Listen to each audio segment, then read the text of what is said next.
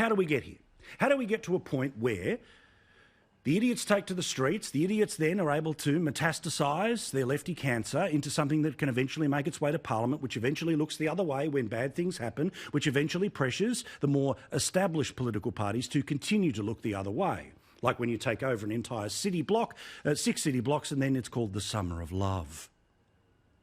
Well, would it surprise you that the long march to the institutions has lent us to this point? The left is way better at this activism than anyone else.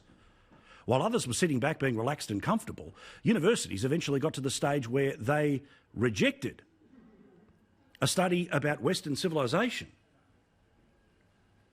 There was no problem with teachers wearing Free the Refugees political slogans inside classrooms. So if they're willing to wear these slogans, what do you think they're teaching about how our country works? Then there's the stuff that even is happening today, where the activist of the moment is immediately mainstreamed right into the classroom, where Greta Thunberg's speech was being taught in schools. The lesson planning instructed students as young as 8 to study Greta Thunberg's speeches and then spread her message on climate change, but it has now been removed by the State Education Department website, and an urgent review was carried out, but only when they were, of course, contacted by the media who caught them out doing this stuff. Does it surprise you that the gatekeepers of what gets taught in class by the teachers with the activist shirts wants to look the other way?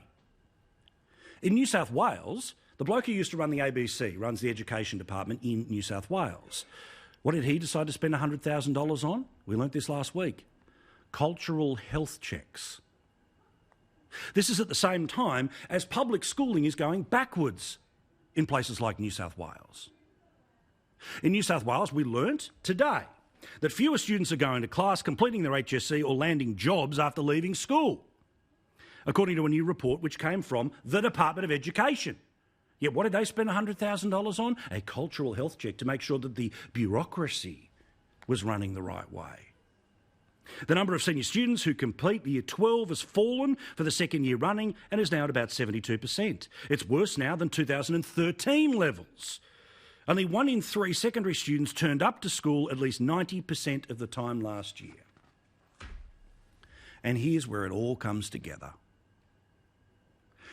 A kid is a blank slate, a blank piece of paper. They become what they are taught.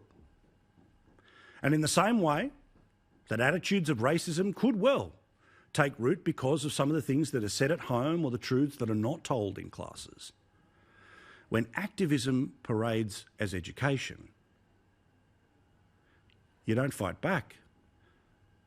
You, of course, then progress to the next level because everyone must go to university because only dumb people pick up a hammer and become tradies. Once you, of course, go to university, well then the only way to keep moving forward is to keep kissing the lefty ring, to keep kissing the ring that says everything is wrong, despite the fact that we're sitting in the very modernity created by all of these things that are oh so awful. So why wouldn't you think that it is your duty to take to the streets, to do what those evil old white men have never been able to do, confront history, tear down the walls? Because, of course, what's the consequence going to be? If you end up working for one of the politicians who agrees with you, they say nothing. One of the politicians who, of course, cheers on the fact that despite the fact that 3/4 of Australians say Australia Day is fine on the 26th, which doesn't mean white pride, it doesn't mean A-OK. This is what's going on. This is the biggest conversation in Australia. And this has gone on for decades. What you are seeing on the streets cannot simply be stopped. It can't be put down by premiers who've looked the other way over their own education departments, by mayors who won't stand up to the lunatic councillors, by a media who feeds into Twitter, where they don't even do the basic fact-checking to work out that the things they are slurring people with are hoaxes.